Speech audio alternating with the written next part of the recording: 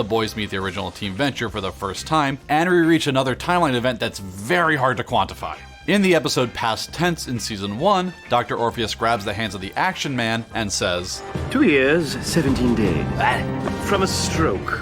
We'll touch on that a lot later. After a huge fight, the Monarch and Dr. Girlfriend split up, causing the Monarch to spiral into a pretty hefty bender, which leads to the Monarch killing Captain Sunshine's ward, Wonder Boy. You sent the charred remains of Wonder Boy to his beloved Captain Sunshine. Yes. Remember when we were broken up and I was drinking a lot? Well, I kind of slew him. After a trial is rigged by Phantom Limb, the Monarch goes to jail, where he links up with some C-list villains and King Gorilla, who is serving time after killing Motley Crue frontman Vince Neil on the VH1 show The Surreal Life. They wanted the surreal life. KG gave it to him. After a midnight screening of Rocky Horror Picture Show, Doc is sent to the hospital to have a painful tumor removed, which turns out to be his identical twin who he ate in the womb. That's impossible. I don't have You it. sucker punched me in the womb. I've been inside you all your life, watching, listening, planning. After all things are copacetic between Doc and JJ, 21 and 24 accidentally kill the boys, who are the 14th clones of the original Hank and Dean. All right, get their clothes. Doc goes on his dead son sabbatical until he's dragged back to the compound by Brock, This is Sky! We're gonna have a child! Please!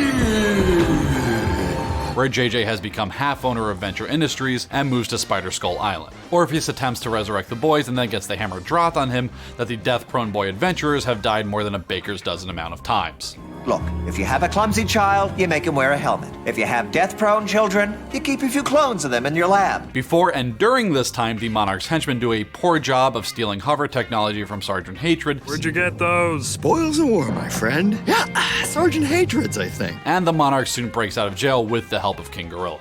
We reach one of two events on the timeline that happens in its own pocket timeline, and that's the episode Escape to the House of Mummies. Escape to the House of Mummies. The reason why the events of this episode happen in their own timeline is because time travel is involved. All of the time travel and historical figures that get wrapped up in this adventure make it too unwieldy to live in the main timeline. You think we messed up the past? I wouldn't worry about that. The Monarch mails a Cobra to Doc Venture on June 6, 2003, and we're now on to a very important episode. In the episode 20 Years to Midnight, Brock finds an old tape that is left for Doc Venture. On this tape, possibly Jonas tells Rusty that he must assemble pieces of a super high-tech device on May 4th of 2004 of Doc's 44th year. On May 4th of your 44th year, Doc, that's should I like fail to tomorrow. live to see that day? The timeline doesn't hold super tight to this, but this episode gives us a confirmed point in time. The episode introduces Action Johnny, Rocket Impossible, JJ and Sally getting together, and the fact that aliens exist in the Venture universe. We know what we're doing up there, okay? So don't second guess me. Triana's friend Kim makes her one and only appearance on a double date with the boys, and it's revealed that Billy doesn't remember how he got his robotic hand. How'd you get that thing? That's an excellent question. I have no idea. So it's very likely he got his memory wiped by the OSI, or he hit his head a lot while being in the trunk of Brock's car. Also, the Order of the Triad is reformed by Dr. Orpheus. He recruits his old occult buddies, Blackula Hunter, Jefferson Twilight, and the Alchemist. They don't play a huge role in the timeline, but I really love them, so they get a mention. Hey, look! I'm in the residence! Gargantua 1 mysteriously crashes into Earth and crushes a bunker filled with terrorists, making Bud Manstrong an American hero, until the boys and the ghost of Abraham Lincoln stop Bud Manstrong from assassinating the president in a Manchurian candidate situation. Didn't either of you see the Manchurian candidate? The boys are kidnapped by Myra, who reveals to them that she is their biological mother, but aside from Doc saying they boned once, there's no proof outside of her claims. All right, so I f***ed her.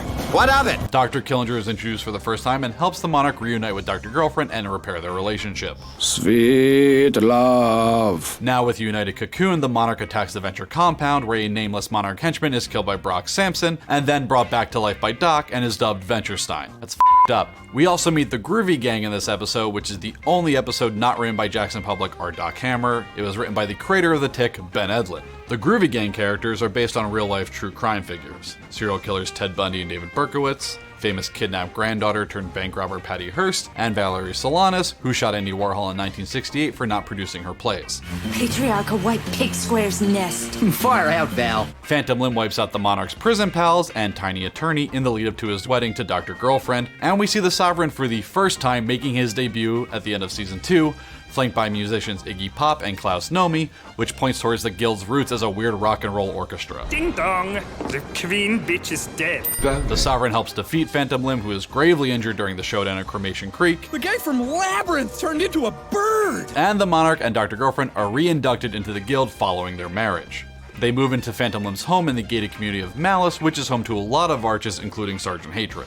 Sergeant Hatred is assigned to Arch Doc Venture and handles him with kid gloves. Doc also opens the Rusty Day Camp for boy adventurers as a blatant cash grab. This is also the first appearance of Dermot Fichtel, Doc's illegitimate son, who he fathered with the president of his fan club. And Doc and Billy open the Eden for the first time in 40 years and lose a camper in the process. Doc later reunites with Dr. Tara Quim, Colonel Gentleman's stepdaughter, and meets her two daughters, Nancy and Drew. Back at the compound, while taking the old Venture drill tank out for a spin, Doc accidentally falls into the old Fallout shelter and is captured by the orphans who his father abandoned back in 1978. Is that the guy from the Buggles? Brock discovers Professor Entman, who is left behind by Jonas. The Von Arch? Who the fuck is the Von Arch? The Monarch vaporizes Dr. Dugong in an effort to get reassigned as Doc Venture's Arch and fucks a robot in between all that.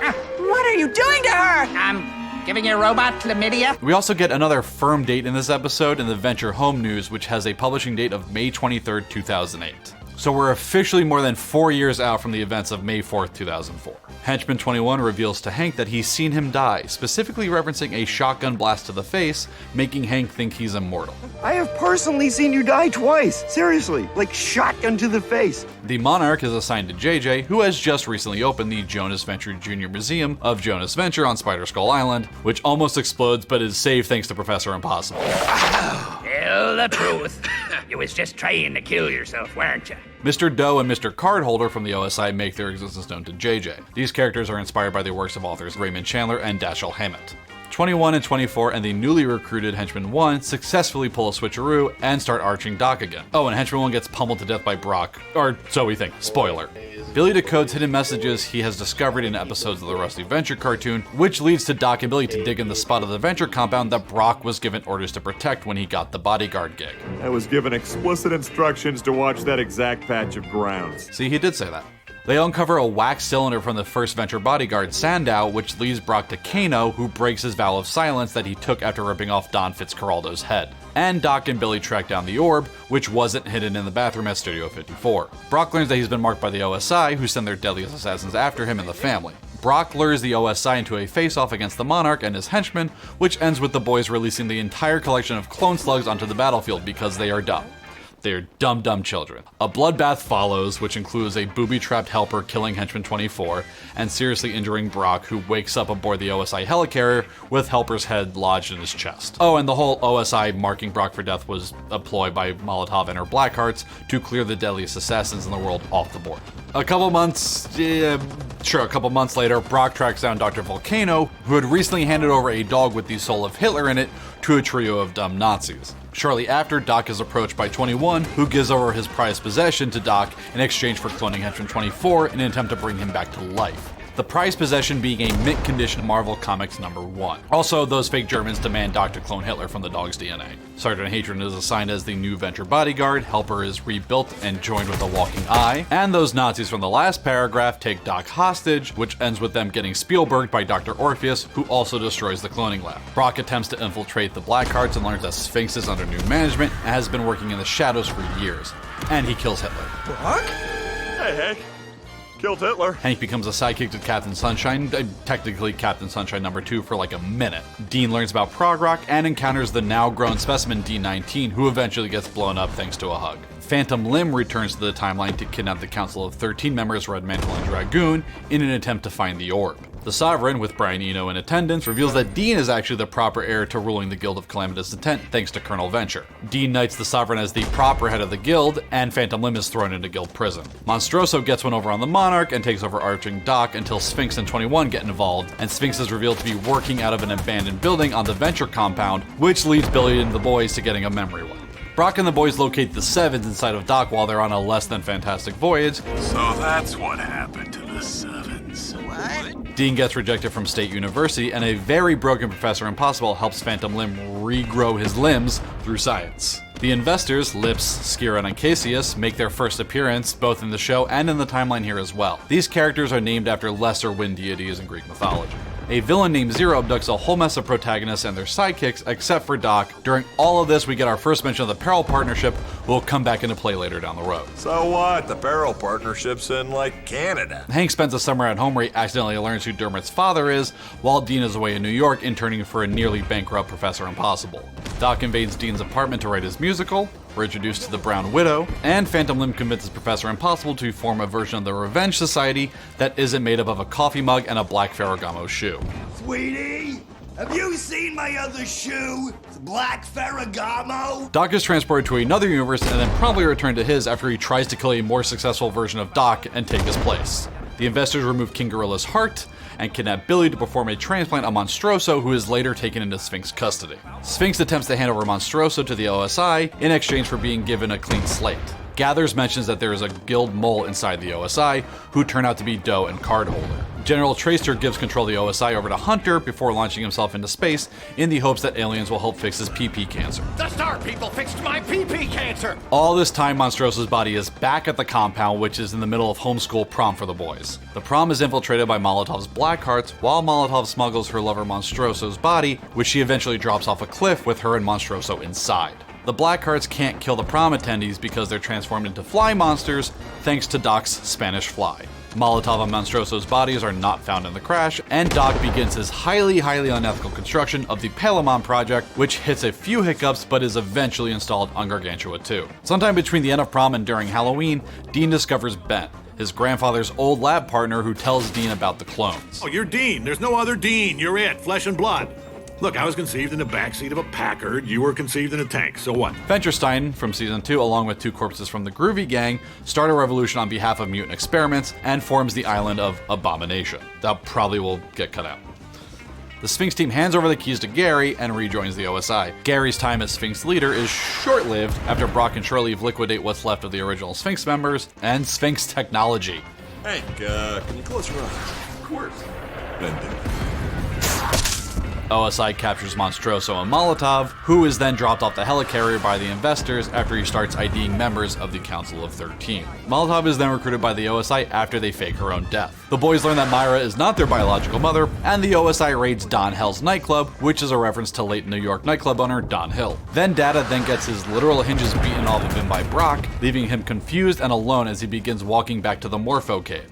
Monarch scoops up Doc's body after a giant disco ball is dropped on him. Dr. Ant-Man is crushed by the Action Man. Doc then escapes the Monarch just before an overzealous Sergeant Hatred blows up the cocoon, which causes the Monarch crew to move to Malcolm's family home in Newark, New Jersey, which is currently being squatted in by the Revenge Society. Oh, and Dean reveals to Hank that they're clones, which finally closes the loop on the whole clone saga.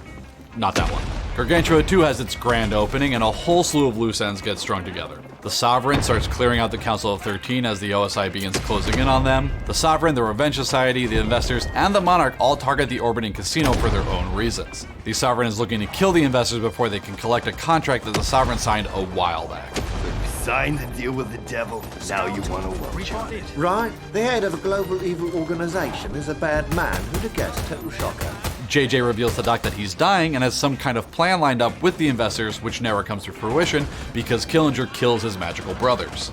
With the Sovereign on the lam, the depleted Council of 13 is replaced with Phantom Limb, Dr. Z, Radical Left, Dr. Mrs. the Monarch, and Drag Mantle/Red Goon. Whichever one of those has a better mouthfeel to you. The deceased JJ then leaves Ventec Tower and his incredibly profitable empire to Doc, and the family moves to New York where Doc does what he does best: ruin things.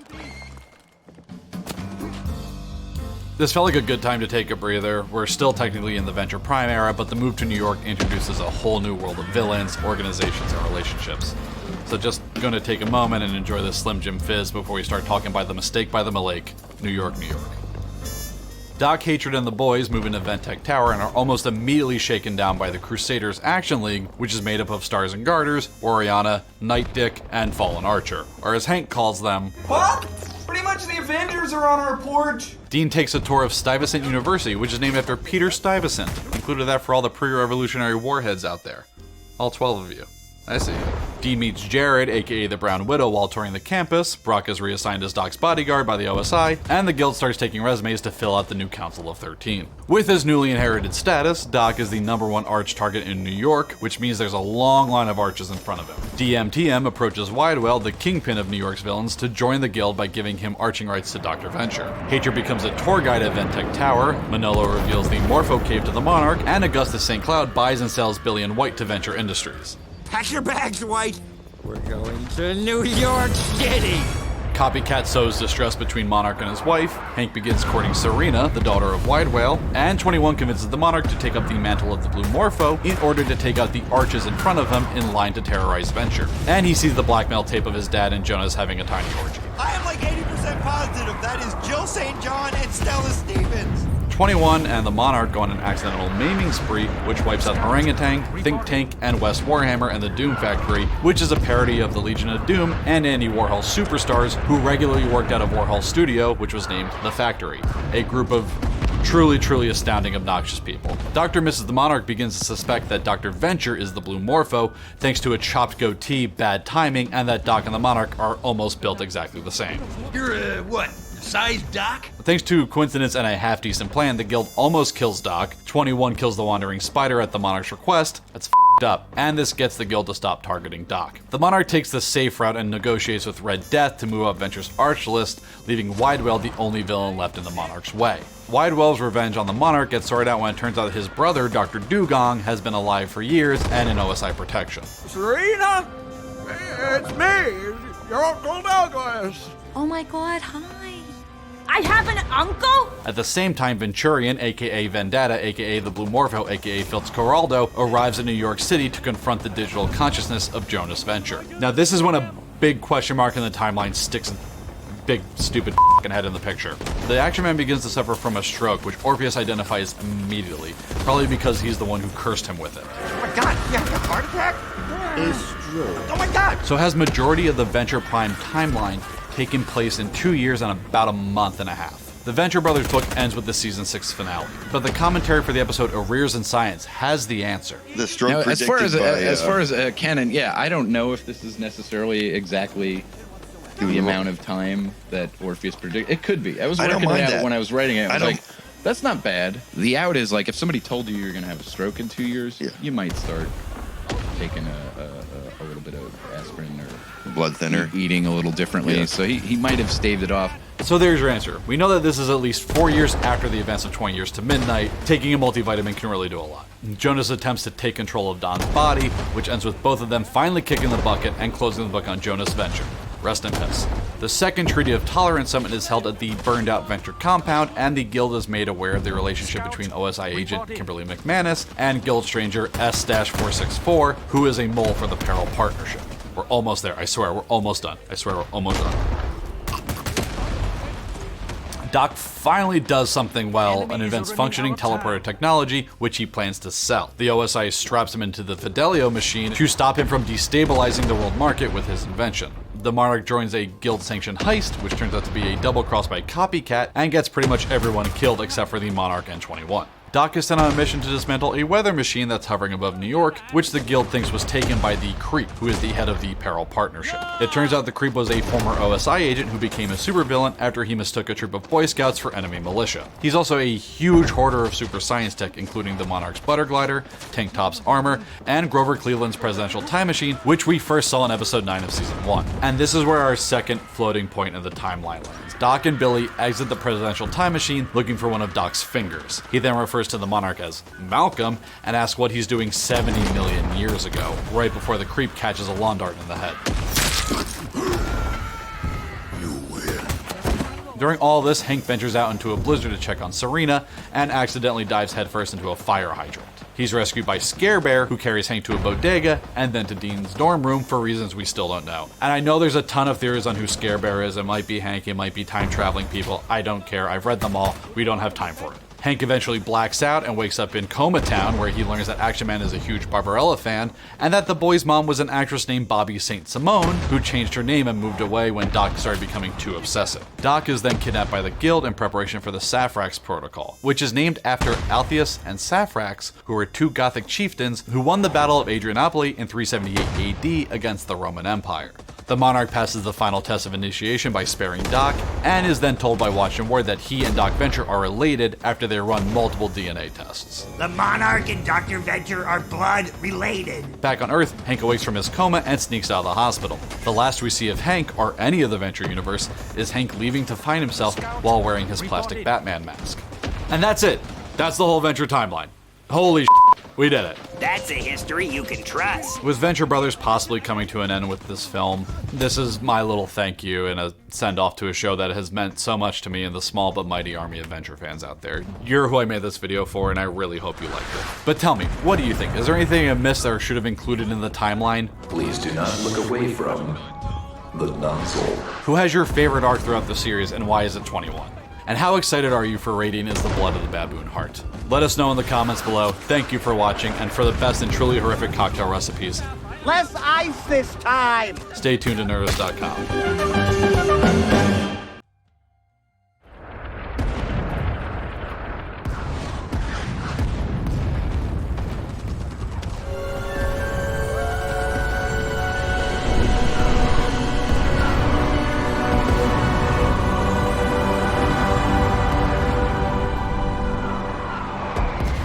Welcome back, ladies and gentlemen, to the Elder Scrolls V Skyrim Special Edition. My name is Camel, but more excitingly, however, welcome back to the Elder Scrolls Detective Series, a series in which we investigate, curate, speculate, hypothesize, theorize, and quite often simply highlight and discuss interesting, mysterious, and hidden things that can be found within the Elder Scrolls games.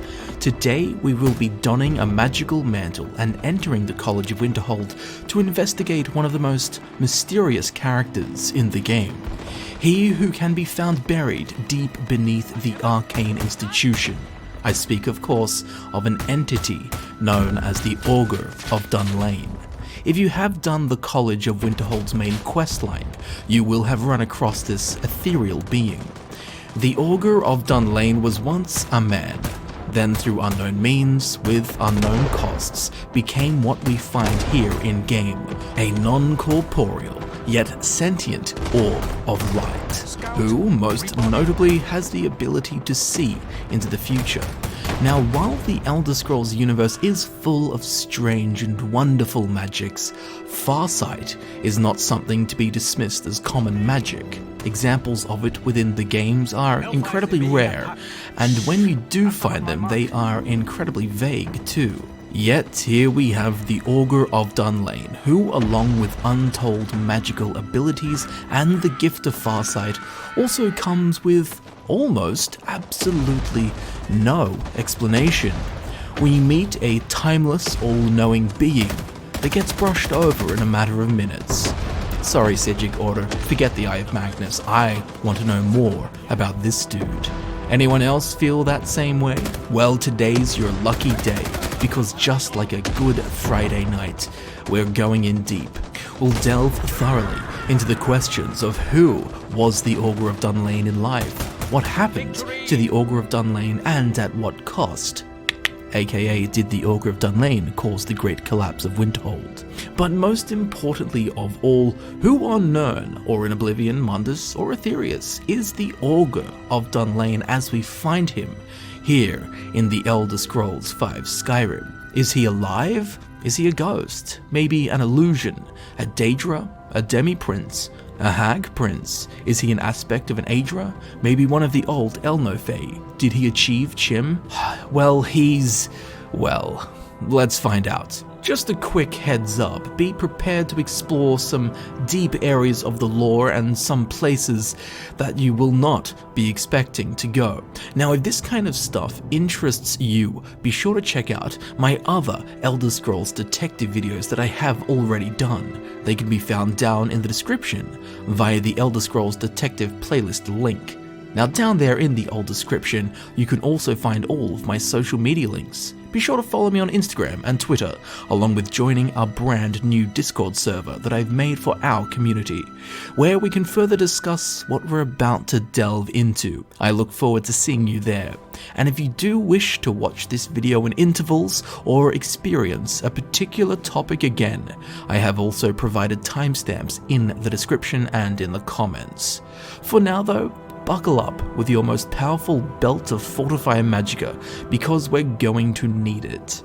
So, when we set off on our Kabbalistic odyssey, join the College of Winterhold, and attend our first class, eager to learn about the occult arts, we'll soon be scurried off to an ancient Atmoran ruin called Saarthal. While we are in here, we will be visited by a